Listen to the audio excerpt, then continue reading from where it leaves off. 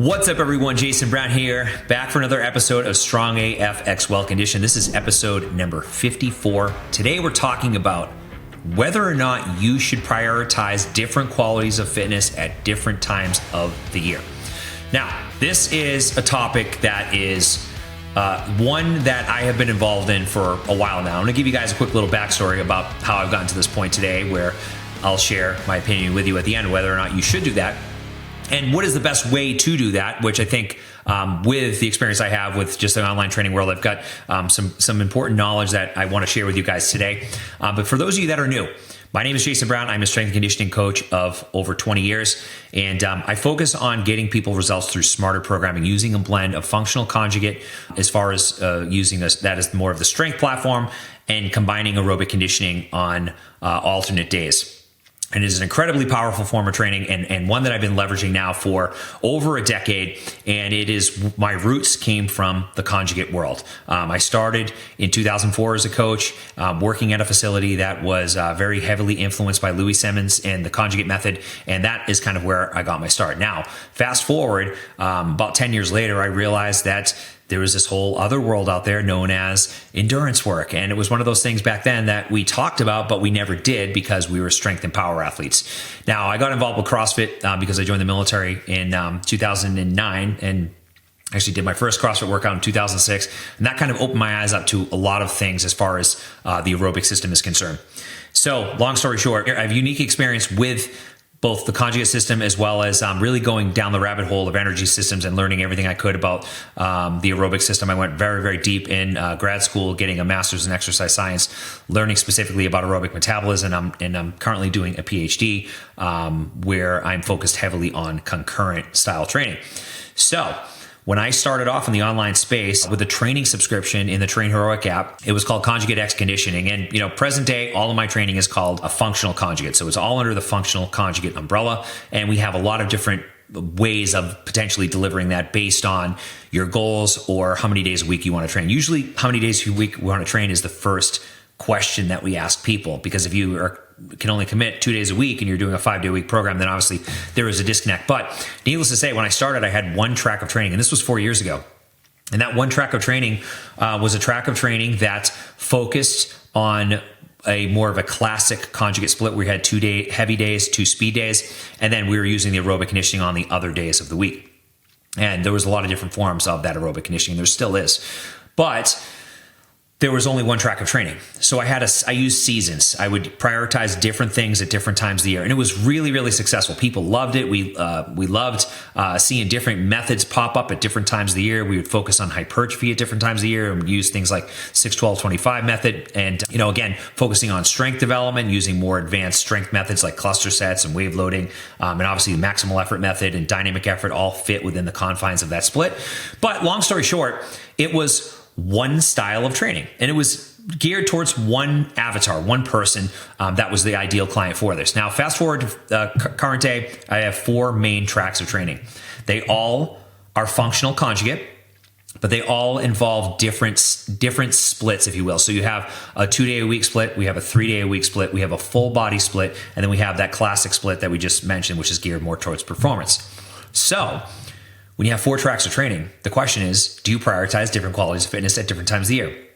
Short answer is no, we don't anymore. And the reason why is because we have a track of training that really aligns with a wide variety of goals. If you want to focus on performance and strength, you can do that with our performance track.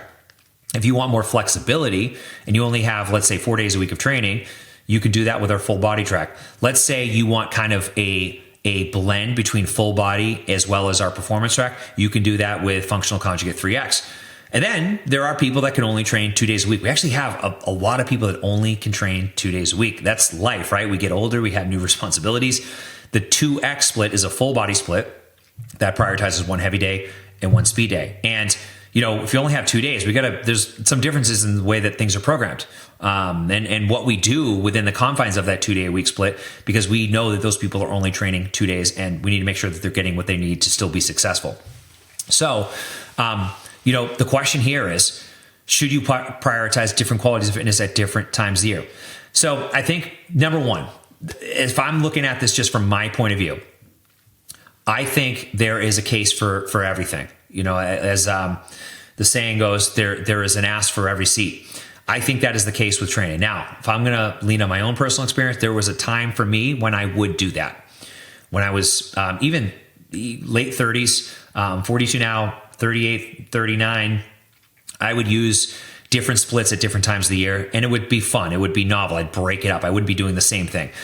Current day, I use one split, and that is the functional conjugate full body split, which is 3 full body days. And then I do 2 conditioning days. Sometimes I do get a 3rd conditioning day.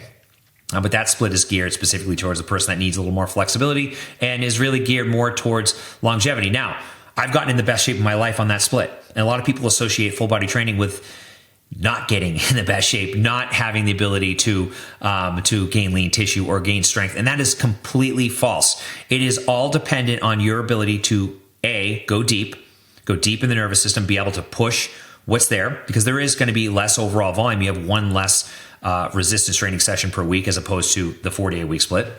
And then number 2, you need to make sure that it aligns with where you're at as far as stress levels. So those things considered, if you're someone that has high stress and maybe having a 4th strength session is not in your best interest, then this split might be a better option because it gives you the ability to have more conditioning, to focus on more conditioning and have a balance between both your strength modalities and conditioning modalities. So I think it's very powerful for the right person. And me being one of those people, we actually have in my training right now, I have the most amount of people on my full body conjugate program. We have over 600 people on that program.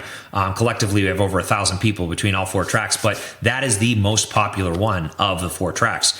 And that track actually came out over a year after my first track. So if that's any testament to the popularity of it, people wanting more flexibility. But, back to the original point here, should you potentially focus on different things at different times of the year? I think, let's just kind of unpack this. What does this mean to the end user, someone like yourself? Well, it all depends on the first question to ask is, wherever you're at in life, let's say it's the spring season. We're going into spring now, or just hit March, and you know that you're going to be going to the beach, let's say Memorial Day weekend or late June. For me, I live in New Hampshire. It's still pretty cold here, and we're probably, Memorial Day, it's definitely getting warmer. But for me, I'm usually looking at around mid-June. 4th of July is kind of like the peak point where I want to be in my best shape. And this is something I've done. I did this last year. I timed this perfectly, got my best shape, and drove all my nutrition strategies to that point, and it worked out. I wouldn't say perfectly, but as close to perfect as I can get being a 42-year-old dad with a business and a lot of responsibility. So that's the first question to ask, where are you at within your season of life? Number 2, what is the most amount that you can commit to the training? If it's 2 days a week and you want to focus on performance, then probably not going to be the best time to do that. You might want to find a time of year that you can devote 3-4 strength sessions per week to improving performance. Let's say on the other end, you are at your most stressful time of the year. Maybe it's a stressful time at work. And we all have these moments. And me sitting here right now, I can tell you the high stress times for myself. And, you're probably the same way. And if that's the case, then maybe having more maintenance. As much as, type A people don't want to think about maintenance is a great strategy. And it's one that if you can wrap your head around it, it'll actually afford you the ability to get better long term. So these are all super important questions to ask. Now, people we just had this discussion recently on my training community about seasons of programming, and people always want to know, when's the next season? When does it start? What are we doing? And, it was something that was very much applicable and an integral part of our training when we only had 1 track. But now that I have 4 tracks, I have tracks that they're a season in and of themselves. So if you want to prioritize performance, you can do that with our performance track. If you want to prioritize longevity, you can do that with our full body track. If you want to prioritize hypertrophy, you can really do that with 3 different tracks. Now, what methods I lean on and how different things I leverage at different times of the year, as far as strength methods and things of that nature, that's going to be very much dictated by the program itself. And of course, people always want to get super granular. This is the mistake I made in the fitness world, educating coaches as well as having training, put me in a position where I get questions from coaches that are like, well, what do you do specifically and how does this work? And, that's kind of not in my purview anymore. My purview is getting people the best results, not necessarily educating coaches. Of course, there are plenty of coaches that are probably listening to this and you can geek out on this stuff and there's plenty of free information, but my job isn't to get someone to really understand the advanced methods anymore. It's to get people to be, number one, compliant with the program as much as they can. So doing as many sessions per week of that program. And then B, being able to allow them to really see the big picture, which is their nutrition, managing stress, their sleep habits, getting off their phones at night. These are all things that move the needle. And a lot of people know this information, but they don't implement. That is the problem. We are in a world where so much information right now, but people don't implement. Most people listening to this know how to get results. If they, follow a great track of training, like we have in Train Heroic, and they do all those things outside of the gym, they will get the results they're looking for, but people don't do it. How many of you right now can honestly look in the mirror and say, I look and feel the way I want? I have hit my goals. I am at the ceiling of where I want to be. I don't know many people. I actually would be really interested to hear if you guys want to drop in the comments. If you are there and you have hit your goals, let me know. If you haven't, also let me know, because I think that by and large, what I've seen working with so many people over the years is that most people are not there. And if they were, they probably wouldn't even need to listen to this. But chances are you're not there. I am personally not there. I am never going to be there. I get to points where I feel pretty good about where I'm at. And last summer, I felt really great about the shape I was in. Actually, 41 last summer, I was in the best shape I've been in since before my 30s. I think even mid-20s was probably the last time I was as lean as I was last summer and maintaining, a decent level of size and strength. But it's a process now, so I'm back in that process again. School vacation just ended here, and kids are back to school, and it's back to it. It's back to training. It's back to nutrition and getting into the right mindset as well as the right groove and right routine with mainly my nutrition. I mean, for me, training is the easier part. The nutrition is the much harder piece, and I think a lot of you it's the same thing, and a lot of you tend to overthink things like seasons and prioritizing different qualities. That stuff is not necessarily a very big needle mover. What is the things I just mentioned. And those are the things that people are not doing. So long story short, should you prioritize different qualities? Again, it is really much up to you. Assess your stress levels. Assess where you're currently at. What is it going to take you to get to where you want to go? Sometimes it's addition by subtraction. You might have to go less training sessions per week and be efficient with the training that you're doing. And that's, again, why I have evolved with what I deliver and having a lot of options for different people.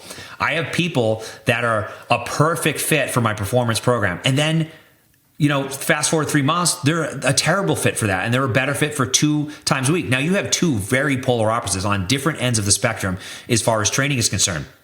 But, if we're being really true to ourselves, sometimes people still try to stay with what once worked for them. And they're not looking themselves in the mirror and saying like, hey, what is the most I can commit or where am I currently at as far as my stress levels and my overall just kind of disposition? These are all things that move the needle. Now, above all else, guys, I think that, I would be remiss to not mention that every program that I write has aerobic conditioning. And when I started as a young strength coach, it wasn't a priority because I didn't know any better. And fast forward, I went down the rabbit hole of the aerobic system. It was a major focus during grad school. Now, even in my PhD, concurrent training and understanding how this stuff synergistically works together is the focus of what I am learning, just going very deep with the physiology. It will afford you the ability to do everything you need to do. So if you're wondering, if you're high stress, you might need more aerobic conditioning.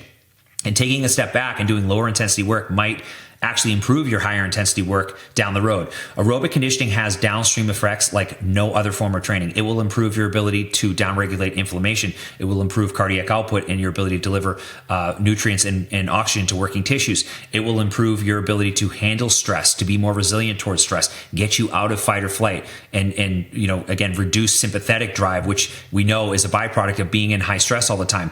Also, being on the phone, being on blue screens. I mean, again, there's just such an onslaught of things in our world that are just insults to us on a daily basis. These are things that we can work better with and get more results from our training, whether the training is 2 times a week or it's 6 times per week. We can get better results if we do the small things. So you're asking yourself the question, should you prioritize the quality of fitness? The first question you should really ask is, am I checking all the boxes with stress management, with nutrition, with, you could factor obviously sleep into stress management, but making sure you're checking the boxes there first. And then when things, are feeling better, maybe it's a time where you have more availability, then you can start making those adjustments and maybe shifting to a different style of training altogether. But lo and behold, the solutions to the problems are right under your nose. You just have to implement. So I actually wasn't planning on going this direction with this podcast. I was planning on saying, hey, if it works for you or you want to prioritize this, do this. And lo and behold, we got kind of a different thing that just kind of organically happened here, which is always cool. That's why I like doing these, having a general idea of what I want to talk about, but then kind of just going off the cuff. So I think that it always comes down to individual, and why I don't have seasons with any one form of training anymore is because I want each track of training to be unique to the person. And if I did a season for any one of those, it would put people at a potential disadvantage. Being able to say, hey, this is our performance track, this is our our flexibility or longevity track, this is our hybrid track, this is our 2 times a week if you're pressed for time. And this is our conditioning add-on. If you want more conditioning or you want to, develop anaerobic conditioning or a specific higher power output of something like the phosphagen system, you're able to do that. Those are all things. But I think you have to be true to yourself with, number one, the effort you're putting into the training, but also the effort you're putting into everything else. Put the effort into your nutrition, guys. It is going to make the difference. The training will take you as far as it can take you, but without the nutrition piece, you are going to be stuck. And I'm guessing if you said no to my question, that you do not look and feel the way you want, it's because of that. So that is it for today, guys. This is, again, the first episode that I am putting in video form. It'll still be on all the major platforms. I will be doing lots of episodes like this, short, digestible information. I'm also going to be doing a few interviews every month. That'll be much longer format, but we'll get into asking some of my colleagues in the space some great questions and getting some great discussions going there. I always love getting on other people's podcasts because someone like Luca Hosover, I'm a big fan of him, as well as he's become just a great friend of mine over the years. I get on his podcast and we end up going completely different directions, which is always so cool. So I plan on doing that on here as well. And I appreciate you guys being along for the ride. And remember, guys, results are king.